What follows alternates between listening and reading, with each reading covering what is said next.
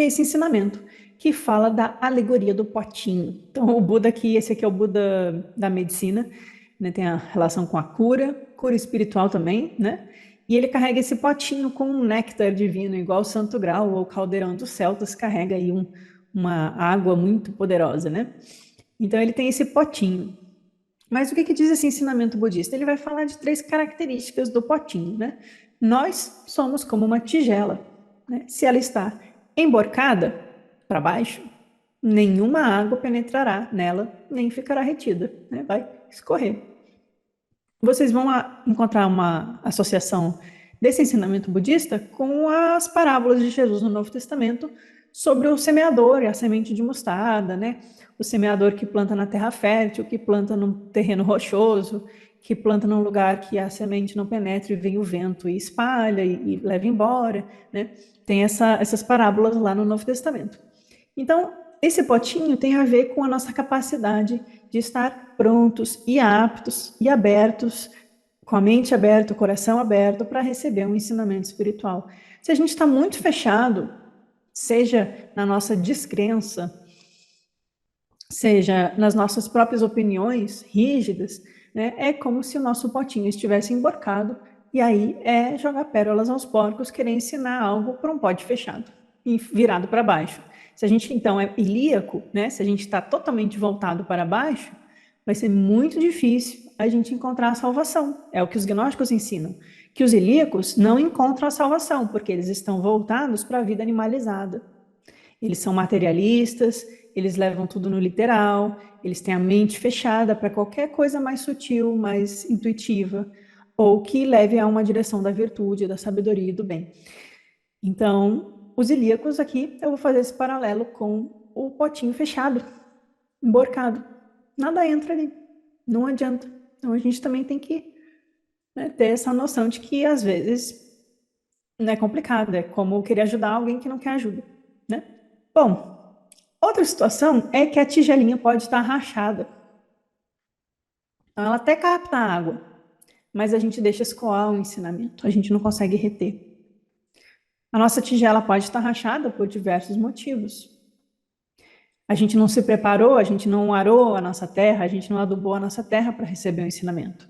A gente não está pronto, né? A gente se abriu para o ensinamento, mas a gente ainda não tem a calma ou a abertura mental necessária para assimilar. A gente tem que trabalhar um pouco mais em nós mesmos. A tigelinha rachada pode ser alguém que ainda está precisando de uma ajuda emocional, no sentido psicológico, que o ensinamento espiritual pode ajudar, mas às vezes as pessoas buscam um ensinamento espiritual para suprir necessidades e vazios, que às vezes é mais caso de terapia do que ensinamento espiritual. Claro que a espiritualidade, se bem conduzida, também pode nos auxiliar em encontrar esse equilíbrio na nossa alma, mas às vezes há questões de trauma ou questões mais profundas da infância, do funcionamento do nosso cérebro, que às vezes antes da gente começar uma empreitada numa jornada espiritual, a gente precisa, né, se cuidar, estar bem alimentado, né? O pessoal estava falando da pirâmide de Maslow, dia desses no grupo, né? Ninguém busca espiritualidade sem ter onde dormir, passando fome, com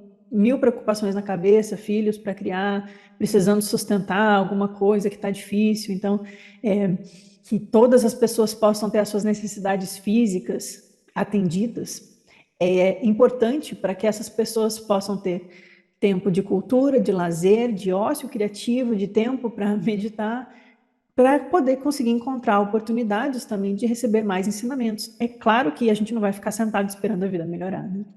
Mas a gente entender que se a gente está numa posição bem de vida, que a gente possa auxiliar nossos irmãos que não estão numa situação tão boa, a terem mais equanimidade na vida, a não passarem fome, terem onde dormir, né? Agora nessas enchentes, com energia faltando, pessoas dormindo na rua, né? Tem muito sofrimento ainda para ser resolvido da vida física antes da gente conseguir colocar em prática o ensinamento espiritual. Você não vai para alguém que está numa situação de grande vulnerabilidade e fala que precisa meditar mais e ler as meditações de Marco Aurélio, né? Seria cruel ou estúpido, né, dizer algo assim. Então, não é uma meritocracia no sentido de culpabilizar as pessoas, né? Mas é ajudar que todos possam ter as suas necessidades básicas atendidas para que aí elas possam estar com a tigela inteirinha, né? A gente tem que se descolar as nossas partes quebradas antes de receber um ensinamento espiritual, pelo menos no nível mais profundo, né? Porque o ensinamento ele também tem camadas, e as camadas mais externas podem também nos ajudar a ter fé, a ter força, a ter esperança, a ter um senso de propósito, que também pode ajudar nessa cola da tigela. O que vocês acham? Bom, algumas tigelas aí o caso é pior. Algumas tigelas estão sujas ou envenenadas. E aí a água, não adianta quão limpo e bonita seja essa água cristalina, pura, direto da nascente. Se ela cai numa tigela suja ou envenenada, a gente espalha a sujeira, a gente espalha o veneno. E aí não vai servir de nada esse ensinamento. Por isso que eu sou muito crítica aqui no canal, por isso que eu sou muito chata, porque eu tenho um senso de comprometimento com a tradição espiritual, um compromisso com a busca da verdade, né, que não é minha, mas essa busca daquilo que eu sei, e a minha responsabilidade em defender um ensinamento gnóstico. Por quê? Porque eu me importo com as pessoas, né? Hoje surgiu um questionamento no meu canal, e é isso, esse é o sentimento que me move, né? Eu me importo das pessoas estarem bebendo ou passando o veneno nas suas tigelas e misturando isso com ensinamentos espirituais, porque a ruína kármica das almas é grande, né? Então a gente avisa, a gente fala, olha, cuidado aí com essa água suja, não mistura com as águas límpidas, né? Das tempestades da monção e a água da nascente lá dos Himalaias, né? São coisas que a gente tem que separar antes da gente misturar, porque senão a coisa fica feia. E aí também tem uma outra questão, né? Que às vezes não é sujeira no sentido de más intenções ou ensinamentos distorcidos. Nessa busca por discernimento espiritual, a gente tem que sim separar joio do trigo. Jesus fala disso o tempo todo. Tem que arrancar o joio. Não é para ter dó do joio. Ah, coitadinho do joio.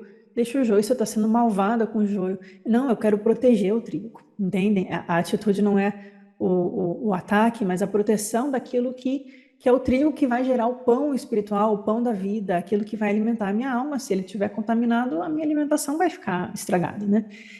Às vezes não é nem a questão de estar contaminado.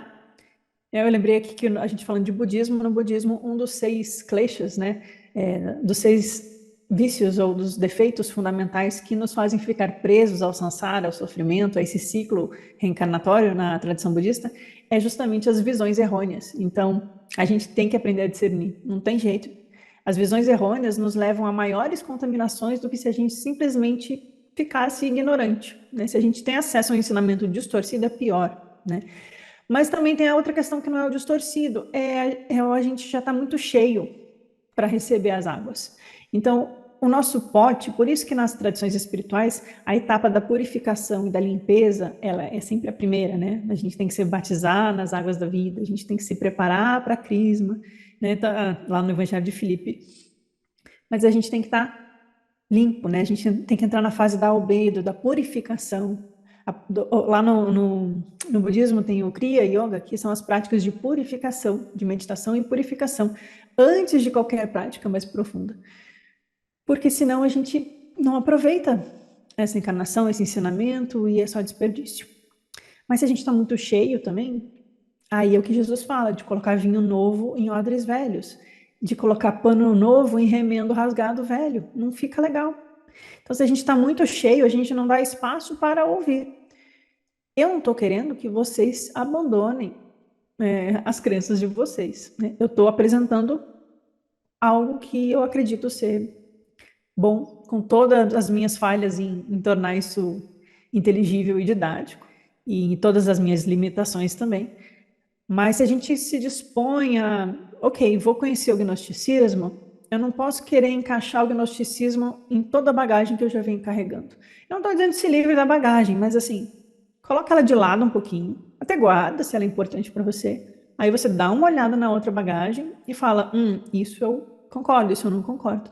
Mas se a gente vem com tudo, com todos os preconceitos, com todas as opiniões, com tudo as crenças arraigadas, né, os condicionamentos mentais, aí não adianta muito vocês virem buscar algo novo, né? Ler os apócrifos tentando fazer eles concordarem com o que o pastor disse, ler os apócrifos tentando encaixar eles lá no credo niceno, são coisas diferentes. A gente encontra resquícios dessa mesma tradição cristã gnóstica em passagens do Novo Testamento, da Bíblia, em alguns santos da igreja, né? Não estou dizendo que não tenha coisas boas ali, mas a gente tem que conseguir ouvir com uma atitude, vou ouvir não a mim, tá? O ensinamento, o texto. Eu só estou tentando interpretar e trazer mastigadinho, mas eu não sou a coisa importante aqui. Mas a gente só consegue aprender e ouvir se a gente, né, se despe, né? Abandonar as velhas vestes para empreender uma nova jornada, senão a gente vai ficar sempre à margem de nós mesmos, né? Já diria o poeta, a gente não vai cruzar o rio, a gente vai ficar na margem. A gente tem que tirar a roupa, pular no rio e atravessar, né? Não adianta ficar esperando. Essa é a ideia. Então, tudo isso é para falar desse ensinamento budista que eu acho muito prático para quem está numa busca espiritual, sobre a gente conseguir observar em nós mesmos se a gente está fechado, emborcado para baixo, voltando os nossos olhos para os sentidos, ou simplesmente fechado, ou se a gente está rachado e está vazando, a gente não está dando atenção ao ensinamento, a gente não está retendo o aprendizado, ou se a gente está contaminando o ensinamento com as nossas opiniões e crenças prévias, ou as nossas intenções, às vezes, muitas vezes, né, egoístas e mal intencionadas lá no fundo, né? Às vezes a gente fala coisas bonitas, mas lá no fundo a gente sabe, né, qual é a intenção de cada um. Tem que se autoavaliar. Quando a gente começa a tomar contato com o ensinamento, essa parte é importante, porque senão é perda de tempo. E você ter acesso a um ensinamento espiritual e não aproveitar, gera uma consequência para a consciência da alma muito pior do que simplesmente ter ficado na ignorância. Então, já que a gente está tendo acesso, né, vamos dar valor a isso, aos ensinamentos de Jesus, às tradições espirituais, e colocar isso em prática na nossa vida. É pelo menos o que eu tento e que eu gostaria de recomendar, mas vocês são livres e cada um faz o que bem entender, né? Mas, concluindo, a alma então é como um cálice. Ela precisa erguer-se do corpo, a haste, e fazer um caminho para o alto, voltar-se para cima, estar limpa e purificada. E aí ela estará pronta para sorver o espírito das águas da vida. Assim, aquele que bebe dessa taça do espírito, terá sabedoria, saúde, harmonia e verdadeira vida.